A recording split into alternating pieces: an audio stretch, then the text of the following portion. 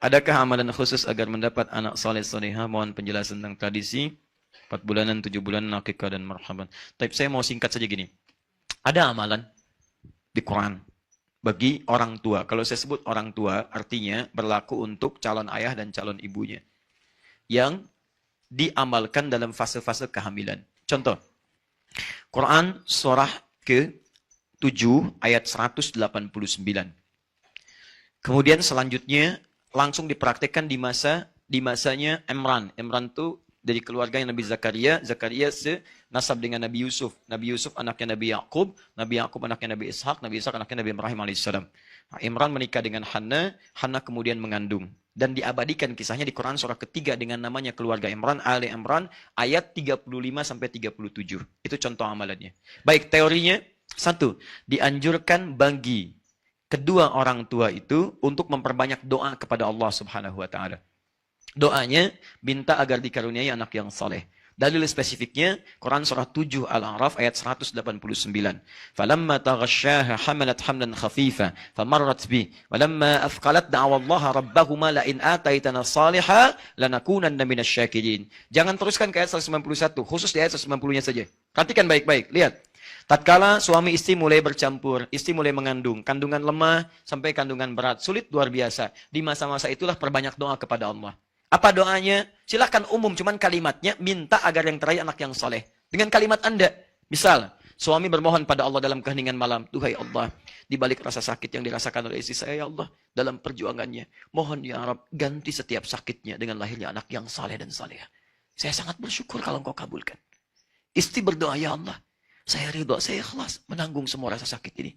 Berjuang demi amanah-Mu, ya Rabb. Tapi saya mohon, ya Allah, ganti setiap sakit yang saya alami. Setiap resah yang saya rasakan, mohon ganti dengan lahirnya anak yang saleh. Saya sangat bersyukur jika Engkau kabulkan itu. Dan doa perempuan yang tengah mengandung itu akan cepat sekali sampai kepada arsy dan dijawab oleh Allah Subhanahu wa taala. Boleh Anda berdoa langsung bernazar sekaligus dalam kebaikan. Seperti contohnya Hannah. Hannah menginginkan anaknya menjadi hamba yang dekat dengan Allah. Jadi kalau sekarang misal ahli tafsir, ahli hadis, yang ini tidak. Langsung jadi abidah, hamba dekat dengan Allah. Contoh Quran surah 3 ayat 35, paling kiri pertengahan. إذ قالت امرأة عمران ربي إني نظرت لك ما في بطني محررا فتقبل مني. Ingatlah, ingat itu artinya pelajari, pahami, ikuti kalau itu baik. Silahkan ingat, pelajari, pahami, ikuti kalau baik tentang kisah istrinya Imran. Kalau disebutkan dalam Quran kisah seseorang, tidak disebutkan nama lengkap ya kejadiannya kapan, artinya kisah itu bisa berulang di masa depan. Ingatlah, pelajari, pahami, ikuti tentang istrinya Imran yang ketika mengandung, dia bernazar kepada Allah dengan kandungannya. Ya Allah, saya bernazar dengan bayi yang dikandung ini. Mohon ya Allah, terima nazar saya. Jadikan anak ini anak yang saleh. Saya nazarkan hanya untuk ibadah saja kepadamu, bukan urusan yang lain. Saya nazarkan untuk urusan agama saja, tidak urusan yang lain. Maka apa yang terjadi? Mohon. Maka diterima oleh Allah Subhanahu wa taala. Ketika lahir, diterima doanya. Bahkan ketika lahir berdoa lagi, diberi nama yang baik. Wa inni samaituha Maryam wa inni u'idzuha bika wa dzurriyyataha minasyaitonir rajim. Poinnya adalah di dua ayat ini Quran mengisyaratkan perbanyak doa kepada Allah. 3. Quran kita ambil surah ke-2 Al-Baqarah ayat 172. Singkatnya, awas, hati-hati. Hati-hati betul dengan kalimat ini. Tolong maaf ya, tolong ayah-ayah, calon ayah ketika istri sedang mengandung, juga nanti setelah melahirkan, saya bicara dengan tahap kandungan dulu, jangan sekali-kali membawa yang haram ke dalam rumah sampai dikonsumsi oleh istri Anda yang tengah mengandung. Karena bahayanya luar biasa. Begitu Anda dapatkan yang haram, dari hasil yang tidak baik, hasil sogokan, hasil penipuan, hasil riba, hasil macam-macam, dimasak jadi makanan, ditelan kemudian oleh istri Anda, masuk ke dalam makanan yang diserap oleh janin anak Anda. Itu yang berbahaya. Maka ketika masuk ke situ, ada larangan yang sangat berbahaya di situ. Maka turunlah ayat-ayat meminta para ayah untuk mencari nafkah yang halal. Ya ayyuhalladzina amanu kulu min thayyibati ma razaqnakum. Hei orang-orang beriman, sepanjang Anda mengaku beriman, cari yang halal, cari yang baik-baik. Kalau kamu sudah sediakan yang baik, kenapa kamu pilih yang tidak baik? Kamu bisa pilih yang halal, kenapa yang haram? Toh kamu itu ketika hidup tidak akan kehilangan rezeki, jangan takut kehilangan. Dicari yang halal, dapatnya segitu berkah. Cari yang haram, dapatnya segitu juga. Ingat, rezeki Anda tidak akan tertukar, hanya putri yang ditukar. Ingat, menteri yang tertukar. Rizki tidak. Kalau jatah Anda sampai meninggal 1 miliar, sampai wafat 1 miliar nggak akan tertukar. Anda cari yang haram, dapatnya 1 miliar. Anda cari yang halal, dapatnya 1 miliar. Kalau bisa dengan cari yang halal, kenapa cari yang haram? Kenapa? Kalau bisa dapatkan dengan cara yang taat, kenapa bermaksiat? Bedanya di keberkahan. Rizki yang berkah itu menghadirkan segala kemuliaan dalam hidup Anda. Dia tidak akan kehilangan rizki. Jangan khawatir, jangan takut. Datangi yang halal. Masuk konsisten di dalamnya. Baik, teman-teman. Ini poinnya. Begitu Anda coba-coba mengambil itu semua, maka apa yang terjadi? Anda sedang memandang bara neraka dalam perut istri Anda, plus dalam janin anak Anda. Maka yang lahir akan sesuatu yang luar biasa. Kata Nabi, hati-hati. Paling minimal doanya sulit akan terhijab dengan yang haram itu. Ya, awas. Pemadzakar rajulan, Nabi mengisahkan seorang lelaki yutilu safar, menempuh perjalanan panjang, asas akbar, sampai berpenampilan dekil, kumal. Maaf, yamudu yadaihi ilas sama, tangannya diangkat ke langit, fayaqulu ya Rabb ya Rabb. Dia melakukan 3 amalan untuk mempercepat dikabulkannya doa. 1, perjalanan panjang karena Allah. Dia ingin bertobat karena Allah. Perjalanan ingin berdoa karena Allah. 2, mengangkat tangan. Doa orang yang mengangkat tangan lebih cepat dikabulkan dibandingkan dengan yang diam. 3, menyebut al-asmaul husna. Orang yang memulai dengan al-asmaul husna lebih cepat dikabulkan dibandingkan dengan yang tidak. Dia melakukan ketiganya. Seharusnya 3 kali lebih cepat dari orang biasa. Tapi kata Nabi, anna yustajabu lidzalik. Mustahil doanya bisa dijawab. Mustahil, mustahil, mustahil. Mustahil. Kenapa? Maaf, mat'amu haramun. Karena makanan yang masuk ke perutnya haram. Perhatikan sini. Ini apa? Gelas. Isinya apa? Halal atau tidak? Apa fungsi air? Menghilangkan haus. Kita cek. Bismillah. Alhamdulillah. Sekarang lihat. Gelas ini kosong atau berisi? Atasnya ada penutupnya atau tidak? Tidak. Isinya apa? Air. Kalau saya masukkan spidol, bisa nggak? Bisa. Masuk. Ya kan? Bismillah. Lihat sini. Ini atasnya terbuka, saya masukkan spidol, masuk. Saya masukkan uang, masuk tidak? Masuk. Saya masukkan. Saya masukkan mutiara, masuk tidak? Tergantung, kalau mutiara sebesarnya tidak. Ya. Di poinnya, kalau kita kikis-kikis, masuk. Sekarang persoalannya, lihat sini. Kalau saya tutup begini. Saya masukkan spidol, masuk tidak? Saya masukkan koin, masuk tidak? Seperti itulah orang yang bermaksiat di hadapan Allah. Ketika yang haram masuk dalam dirinya, maka akan ada sekat dalam jiwanya. Naqtas sauda. Kalau semakin banyak masuk yang haram, jadilah seperti ini. Bukan Allah tidak mengabulkan doanya. Jadi begitu diberikan mantul, mantul, mantul, mantul. Yang paling bahaya, kalau yang haram masuk kemudian menyebar dengan darah, jadi daging. Masuk ke telinga, turun Quran surah 6 ayat ke-25. Wa fi adhanihim waqra. Di telinga ada sumbatan seperti ini. Akhirnya apa yang terjadi? Begitu adzan berkumandang Allahu Akbar, balik mental. Gak bisa. Karena maksiat menutup pintu telinganya. Bahaya. As-salatu khairum minan naum. Berubah. An-naumu khairum minas salah. Tidur. Tidur. Padahal rumah dia samping masjid.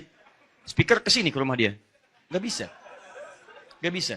Tapi yang haram, karena haram ketemu haram, nyambung.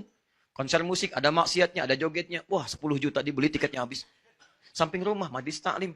Gratis. Ustaznya datang sendiri, nulis sendiri, ngapus sendiri, direkam. Ada sarapan paginya, gak datang. Susah. Samping rumah, susah. Kenapa? Karena perangkat hidupnya itu nyambung dengan yang sejenis, frekuensinya sama. Maksiat ketemu maksiat, taat ketemu taat. Karena itu kalau Anda jadi orang baik, Anda gak akan nyambung pada maksiat. Gak akan nyambung. Kata-kata Anda pasti baik. Ke tempat yang tidak baik gak akan melangkah. Tapi kalau Anda jadi orang yang tidak baik, mudah mengeluarkan yang tidak baik. Kalau Anda mudah mengeluarkan yang tidak baik, cek apakah ada maksiat atau yang haram dalam diri Anda. Di setiap ayah membawa yang haram, masuk ke janin istri, ke perut ibunya, istrinya, ke janin dikonsumsi itu yang paling bahaya. 4, terakhir. Ini tolong maksimalkan amalan keempat ini khususnya saat usia kandungan 4 bulan. Karena usia kandungan 4 bulan itulah roh mulai ditiupkan. Di sebelum 4 bulan roh belum ada. Saat 4 bulan roh ditiupkan. Apa dalilnya? Hadis Al-Arba'in aja paling cepat. Al-Arba'in karang Imam An-Nawawi, nomor hadis yang keempat. Riwayat Abdullah bin Mas'ud radhiyallahu taala anhu. Paling kanan paling kiri sebelah atas. Ya, ada kitab Al-Wafi halaman 59, buka itu dengan syarahnya. Baik, singkatnya, lihat, inna ahadakum yujma'u fi batni ummihi arba'ina yawman nutfah. Setiap kalian dihimpun di perut ibundanya 40 hari pertama berbentuk nutfah. Pancaran spermatozoa dengan ovum. Sperma nyatu dengan ovum nyatu jadi satu. Baru berproses. Tsumma yakunu mithla dzalika 'alaqah. 40 hari kedua jadi 'alaqah, nempel zigot di dinding rahim. Tsumma yakunu mithla dzalika mudghah. 40 hari ketiga usia 4 bulan, 120 hari berbentuk mudghah, keratan daging yang mulai berbentuk. Thumma yursalu ilaihil malak, diutus seorang malaikat, fayanfukhu fihi ruh, ditiupkan ruh. Di usia 4 bulan roh mulai ditiupkan. Seorang yang tengah mengandung dalam usia 4 bulan, hati-hati. Ingat, seorang yang telah mengandung artinya perempuan dengan rahimnya, bukan laki-laki yang sewa rahim. Hati-hati. Dia mengandung dalam usia 4 bulan, maka roh ditiupkan, ada roh di dalam kandungannya. Sudah masuk. Nah, kalau roh sudah masuk ini, maka sepakat para ulama, kedua orang tua ini mesti memperbanyak amal soleh. Karena setiap kegiatan yang soleh yang dikerjakan oleh ayah, khususnya ibunya, itu akan berdampak langsung kepada janinnya. Dan hebatnya, itu sudah diteliti oleh para dokter, termasuk dokter-dokter dari kalangan non-muslim. Saya coba konfirmasikan ini ketika mengandung istri saya. Ya, ketika mengandung istri saya anak yang pertama. Datang kami ke dokter kandungan muslimah. Ketika datang, langsung mengatakan, ya Pak, ini sudah ada penelitian Pak, dari dokter-dokter se-Asia, Muslim. Menyimpulkan bahwa ketika ayah ibunya banyak berbuat amal soleh, itu langsung berpengaruh pada posisi janin di dalamnya. Bahkan di Malaysia pernah langsung, kalau kita mungkin di kayak USG gitu ya, seperti itu, dan dibacakan Quran. Begitu dibacakan Quran, kemudian dilihat di 4 dimensinya, ternyata posisi janin itu tiba-tiba berubah seperti bersujud. Nah, tanda hasilnya ternyata luar biasa. Semakin banyak orang tua berbuat amal soleh. Misal, Anda rajin baca Al-Quran, rajin menunaikan sholat, tahajudnya macam-macam. Itu akan berdampak pada keadaan janinnya. Sebaliknya, orang tua yang rajin maksiat akan berdampak dahsyat pada keadaan janinnya. Nah, ternyata pembuktian luar biasa. Saya coba itu semua. Ya, jadi ketika istri misalnya tengah mengandung, baca Quran pun. Baca Quran, bismillah. Kalau capek tempelkan earphone-nya. Ayo, tempelkan. Ketika keluar, tempelkan. Apa yang terjadi? Begitu lahir anaknya, ada kecenderungan luar biasa pada kebiasaan saat mengandung. Dia begitu lekat dengan Quran. Sampai kami beri nama Muhammad Hamilul Quran. Saya pergi dakwah, itu di rumah, ini mungkin sharing saja. Anda bisa praktekkan, tidak harus lo jadi ustaz. Ya, kita bikin beli speaker aktif. Ya. Kemudian diisi dengan murattal, isi murattal. Itu 24 jam bunyi terus. Kami keluar pun ada, dan hasilnya enak Pak. Gak percaya silahkan, rumah kita tuh sejuk, tenang, dengan suasana Quran. Nyala aja terus. Anda keluar pun biarin aja begitu. Dan rasanya beda ketika mati akan lain. Kayaknya ada yang hilang gitu. Ada yang hilang minimal suaranya. Dia nggak enak lah pokoknya. Nggak enak. Nah, suasananya nggak nyaman. Tapi yang paling dahsyat adalah satu kali saya pulang, anak itu nangis tak berhenti. Saya bilang, kenapa ini? Nggak tahu dari tadi nggak berhenti katanya.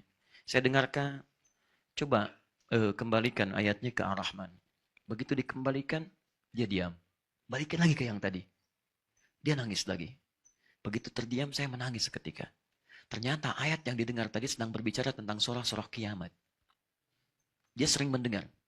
Surah-surah itu menggerakkan jiwanya untuk mengeluarkan air matanya. Begitu dikembalikan ke surah-surah yang sejuk, dia diam lagi. Dan anak ini pertama kali bisa merangkak mengejar tilawah kami. Saya sedang isi dengan murajah, dia mengejar tilawah Quran. Dia rembut mushafnya. Begitu mendengar suara Quran. Dan dia bisa merangkak di situ. Dia bisa berdiri ketika mendengar suara Quran dalam sholat. Dia bawa sapu, loncat-loncat begini. Bukan loncat jalan-jalan. Ya, misalnya. Kemudian berdiri. Tahu-tahu di samping kami sudah berdiri. Dan dia bisa berdiri dengan mengejar Qurannya. Tapi hati-hati yang penting, ketika sudah dekat dengan Quran, nah jangan Anda hadirkan lawannya.